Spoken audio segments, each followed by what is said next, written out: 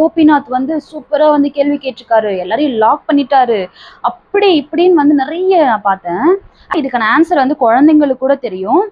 பணக்கார வீதியிலலாம் வந்து ஏன் வந்து நாய்கள் இல்லை அப்படின்னா, அங்க யாரும் வந்து முதல்ல சோறு போடுறது கிடையாது, ரெண்டாவது இவங்களை யாரும் வந்து சும்மா கூட அலோ பண்றது கிடையாது, அப்படியே போனாலும் செக்யூரிட்டி வச்சு அடிச்சு துரத்திடுவாங்க. அப்புறம் இன்னொரு பாயிண்ட் அவரே சொன்னாரு, அப்போ இதோட ஆபத்து வந்து ஏழை மக்களுக்கும் இந்த மாதிரி ரொம்ப கஷ்டப்படுற குடும்பத்துக்கும் தான் இருக்கு அப்படின்னாரு.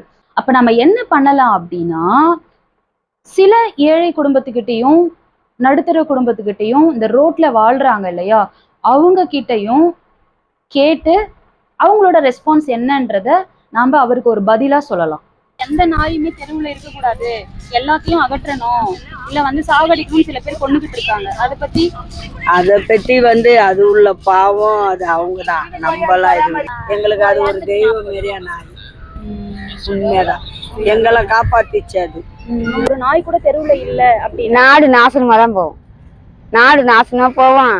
யாருக்குமே இதுவே கிடையாது, பாதுகாப்பே கிடையாது. திருட வந்து வீட்டுக்குள்ள பூரலாம், பொம்பளைங்கிட்ட பத்துக்கலாம், அதுங்க இருக்க தோடுதான் பக்கத்துல இருந்து கொலைக்குதுங்க, கத்துதுங்க, காட்டி கொடுக்குதுங்க. மனுஷன்னா பெருசு, நாய் உயிர்னா ரொம்ப கேவலமானதா? நாய்கிட்ட மனுஷாலே தப்பா நடக்கிறான், நாய்கிட்ட வாய் இல்லாதகிட்ட மனுஷாலே தப்பா நடக்கிறான். அப்ப அவனெல்லாம் சாவடிக்க மாட்டேன்றாங்க. அது இருக்குதான் நாட்டுக்கு நல்லது, எல்லாரும் பொம்பளைங்களுக்கும் பாதுகாப்பா இருக்குது. நைட் ஏதோ வெளியே படுக்கிறாங்க, அதுங்க இருக்கதோ இதுவா இருக்குது, காட்டி கொடுக்குது. வீட்டுல வளர்க்குற நாய்களுக்கு வந்து அவங்களுக்கு தான் பாதுகாப்பு, நம்ம வெளியே இருக்கிற நாய் வந்து ஊருக்கு எல்லாருக்குமே பாதுகாப்பா இருக்கு. அதுவும் ஒரு ஜீவன் தானே நம்மள மாதிரி. அதுவும் இது எவ்வளவு நல்லது, நாய் இருக்குது எவ்வளவு நல்லது. இது திருடனும் வரமாட்டானு, கொள்ளைக்காரனும் வரமாட்டானுங்க. நாய் இருந்தா அவன் மேல ஏற மாட்டான், வீட்டுல வரமாட்டான், வெளியே போயிடுவான். ஐயோ நாயின்னு சொல்லிட்டு சில மிருகம் செய்யுதுங்க அதுங்க. அதனால எல்லா மிருகத்துக்கும் நம்ம போட்டு நாசம் பண்ணக்கூடாது.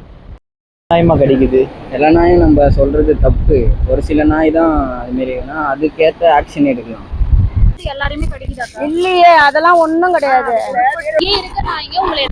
பண்ணாது பண்ணாது. நாங்க இங்க கடை போட்டு இருக்கும்போது மீனுக்கு பாதுகாப்பா தான், ஒருத்த யாரும் வர மாட்டாங்க.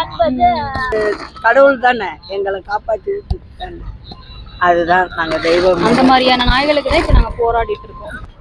we want to protect the dogs lives also. இப்போ டாக்ஸுக்காக கூட இன்ஜெக்ஷன் பண்றாங்களா, அந்த மாதிரி பண்ணிடலாம் ப்ரிவென்ஷனுக்காக. அது வீட்டுல இருக்க நாய்கள் அந்த வீட்டை மட்டும் தான் பாதுகாப்பாங்க, பட் ஸ்ட்ரீட் டாக்ஸ் வந்து ஸ்ட்ரீட்டே பாதுகாப்பாங்க. இவ்வளவுதான்.